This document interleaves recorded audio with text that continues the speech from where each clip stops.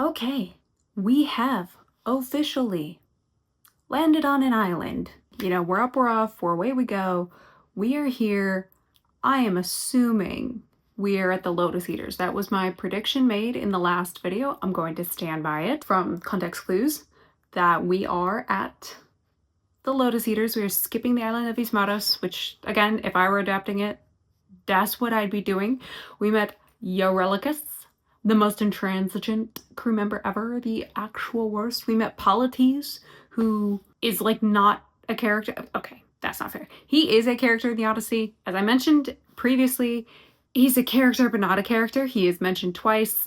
He does not say a single word in the time that he's alive in the story. He is simply known to be he is noted, however, to be a dear friend of Odysseus. And I was so surprised at Jorge giving him, like, lines, and we're now going ashore with him.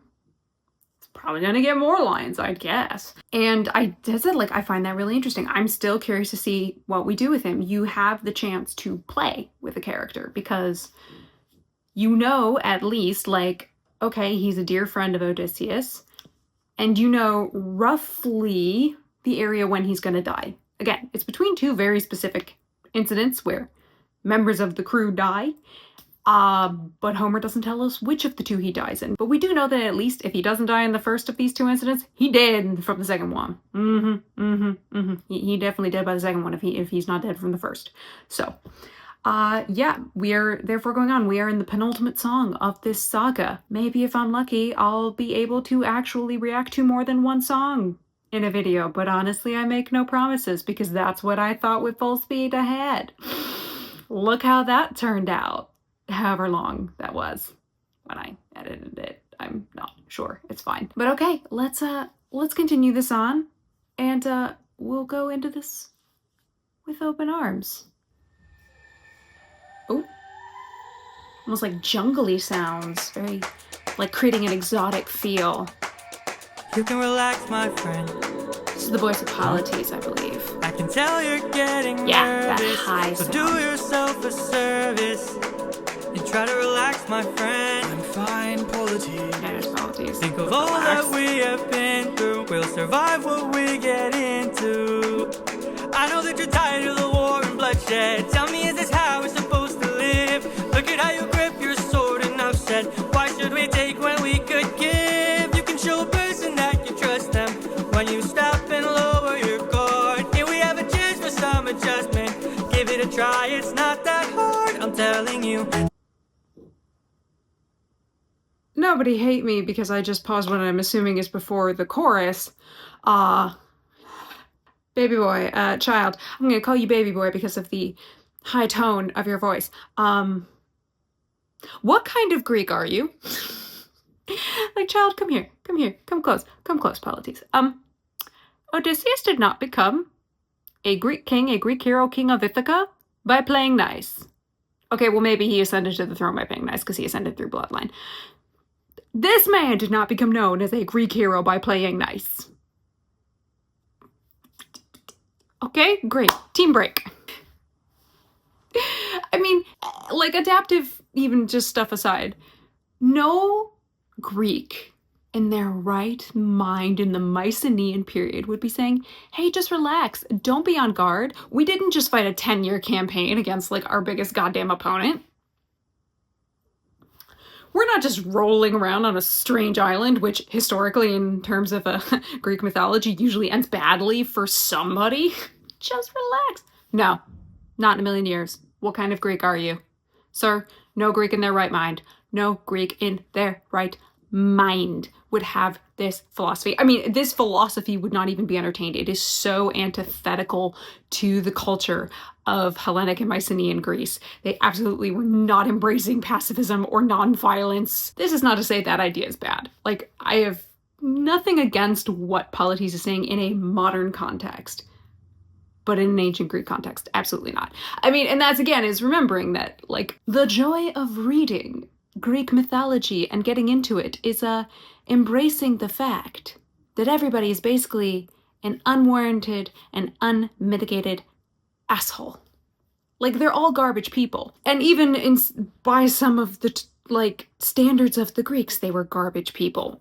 But a lot of what they did, stuff that we might find unsavory, was completely in line with the ethos of that world. However, I will note, from an adaptive standpoint, the fact that we are giving this to Polites is an interesting choice, and I'm wondering if this is why Jorge chose to basically blow up Polites' character, because Polites is an entity, non-entity. He's a character, but, like, he's negligible. He is, I hate to say this, he's expendable, he's disposable, especially with how he is in the Odyssey. Again, mentioned twice, doesn't speak. So if you're trying to introduce a completely discordant philosophy to the world of where the myths are being set, which, I mean, as much as this is what would get called a modern adaptation, it's still being set in the same world.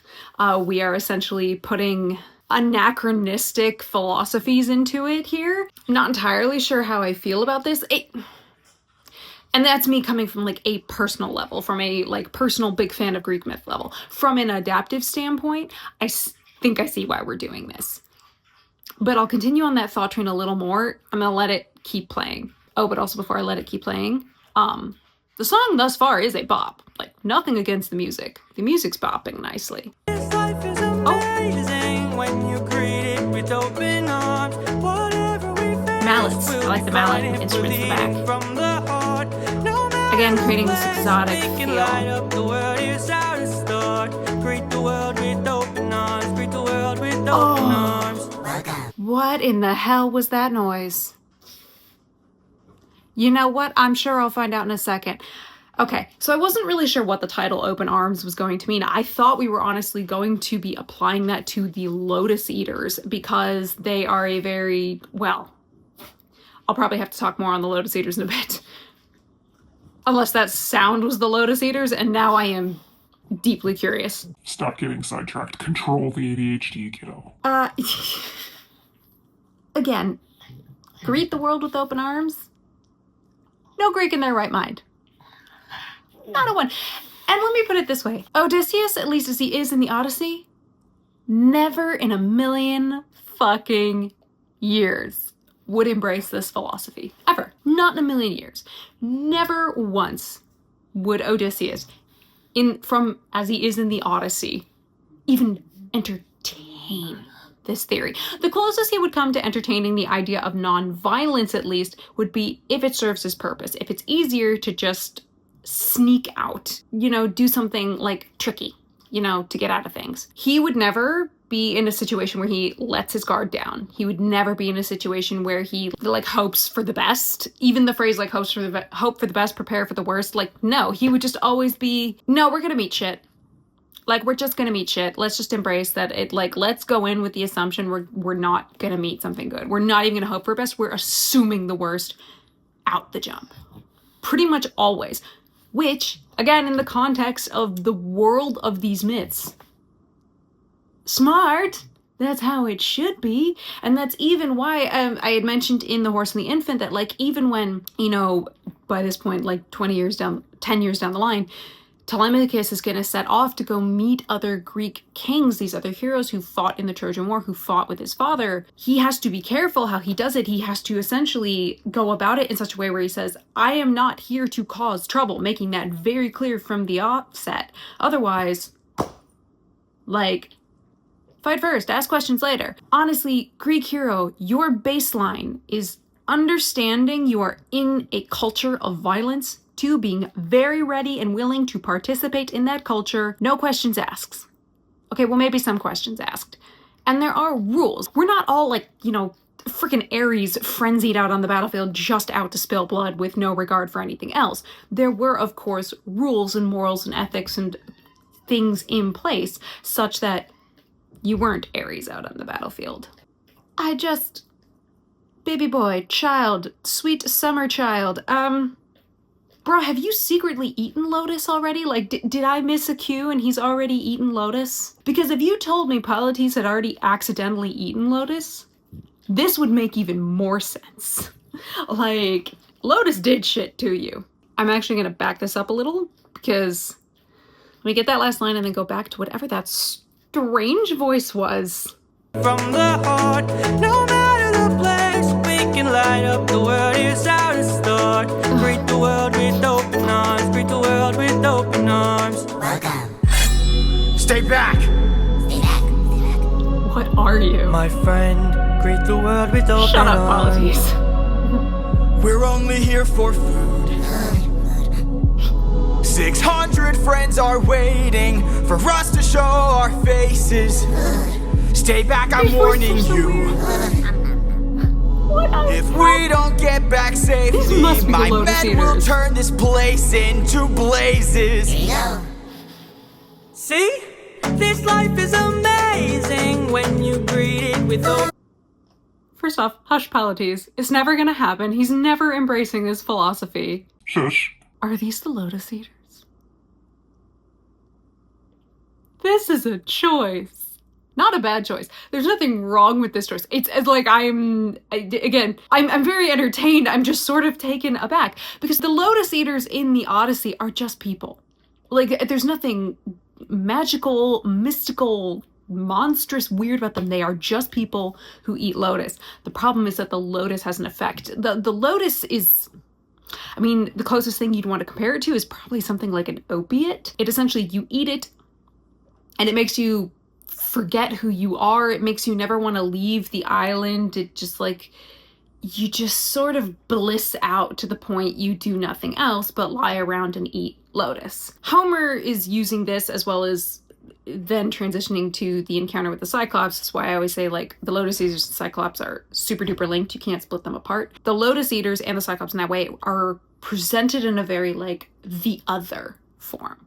There's an otherness to them. There's something wrong and off about them, whether it be like the Lotus Eaters, like they have sort of willingly abandoned the idea of like having a culture, of having community, of doing anything. And then you have the Cyclops who are like so monstrous and like don't necessarily have community or culture or anything else like that. And this is presented as very wrong to the Greeks because the Greeks took great pride in this idea that they had their city-states and their culture and their, you know, own economies and everything else that they did. So Homer is really using these encounters for that, in addition to other things very specifically with the Cyclops, which again, we will get to. We are not there yet. But the Lotus Eaters are not, I'm imagining like small little creatures. Like they are definitely not that. They're just people. So it's a funny choice that we've given them this very minion-esque voice and we're making them seem like they're non-human. It's a choice. Not bad or wrong, it's just amusing. And now they're providing backup vocals.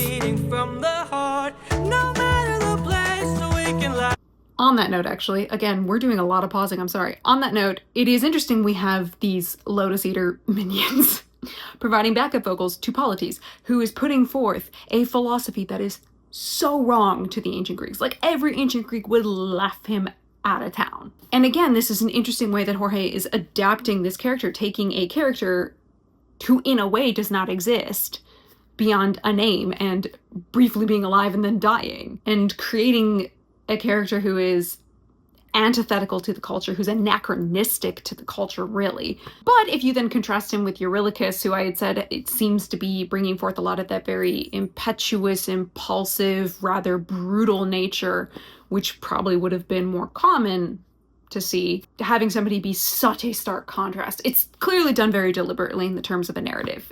You could think of the classic image like Angel and Devil on the Shoulder. Like, we have two characters who are members of the crew presenting different attitudes and leanings to how they are approaching situations. And we've barely met Eurylochus, and and we're already getting that impression. And now we're giving Polites a whole song, where if I am anybody around Odysseus in ancient Greece, I'm looking at him going, Yeah, he's nice and all, but he's full of shit.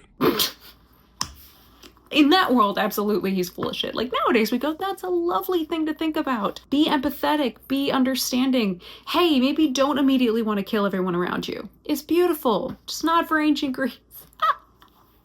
But in the context of this adaptation, I think I see what Jorge's trying to do here. But again, pairing him with the Lotus Eaters, who are, in Homer at least, this representation of being wrong and being, like, against what the Greeks would have stood for just by their very existence of having abandoned their culture. Here's Polites effectually putting forth a philosophy that would have Odysseus abandon the ethics of the world that he has always known. Interesting. It's very interesting stuff to think about. Up the world is how to start.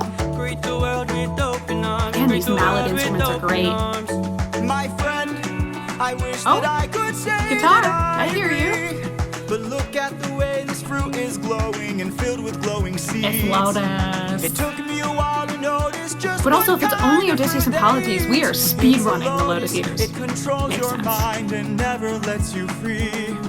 That's what we It's get not a bad way of with describing what it open does. arms. Also correct. That is what you'd get with open arms. No, I'm teasing. I'm going to rag on Polites about this probably for the rest of this song. Please note I am doing it in good fun.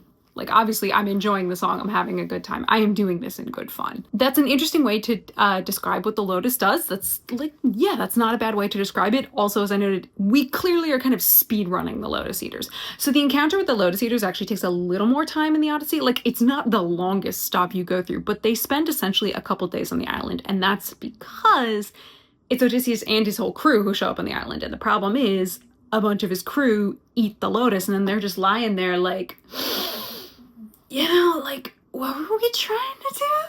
Were we trying to do something? You want to leave? Why would we leave? Because Odysseus does not eat the Lotus, and he's just like, guys, we gotta go. Like, bruh, I want to go home. Get your asses up. And he has to, like, physically drag them away from everything after, like, they eat the Lotus, and they don't want to leave because they don't really remember who they are or what they were doing, what they were trying to do. I mean, honestly, the Lotus Eaters are essentially, I mean, they are just people. They are, I mean, in a sad way, they're addicts. That's what they are. They are addicted to eating the Lotus. They consume nothing else. And it has led to essentially the collapse of anything that would be called civilization or culture around them. They just exist in a very fragile kind of existence in that way. But yes, that encounter takes a couple days before they then skedaddle off to have their encounter with Palais Famous. So we're rolling through this pretty quickly. That's smart from an adaptive standpoint. You don't need to spend a couple days here. Breeze pass through because, again, you really want to hit the Lotus Eaters because you want to hit the Cyclops. You want to hit the Cyclops. This is all gearing towards the Cyclops because the Cyclops encounter is so pivotal to the Odyssey, and everything that happens afterward is such a direct result of what happens with Polyphemus. So you can speed run your way there a bit, but you do need to at least hit the Lotus. Well, not physically hit. You need to pit stop at the Lotus Eaters. So I like that we're doing it in this way, even if I'm like laughing hysterically at myself over this version of Polites and our minion-like Lotus Eaters. The Lotus Eaters, I'd like to show my friend that kindness is brave. Could you tell me where there's other food to eat? The cave, scary cave. A cave! A cave, scary cave! They say Scary there's cave. a cave where we could It's a scary fish. And where do we sail to find this food-filled cave? East, that way. East. That way. Thank you. Sorry, that's the funniest. These things are the funniest shit This ever. life is amazing when you I find it actually really funny to make them little creatures. I see in your face. Interesting, we've taken away the mallets, and now we're in guitar. So why not replace it and wow, light he up has the really world beautiful as how to falsetto. start. Greet the world with open arms. Greet the world with open arms. Greet the world with open No. arms. You can relax, my friend. No, he can't. No, he can't. He really can't. He really can't. Bless you, Polites.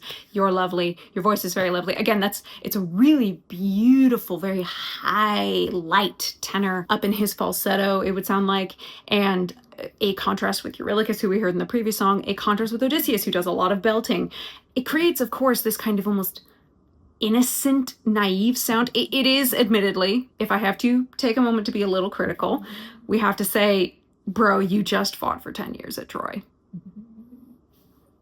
Where were the open arms then?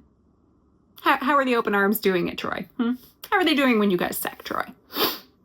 How was that? How was the open arms working for you? But taking that out, it definitely creates this sense of like innocence or, you know, naivete, a lot of naivete, lots of naivete, so much naivete. But also the word that would come to mind is almost like ethereal, almost, I don't want to use the word angelic, that that word totally works. It just feels wrong because we're in the world. We're in a different pantheon here. So it does sound almost ethereal. I mean, hint, he will die. So there you go.